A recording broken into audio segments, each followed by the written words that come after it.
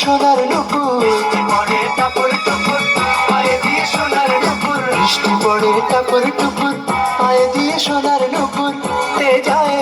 আঁকা বাঁকা মেঠো পথে গরুর বসি হেঁটে যায়, আঁকা বাঁকা মেঠো পথে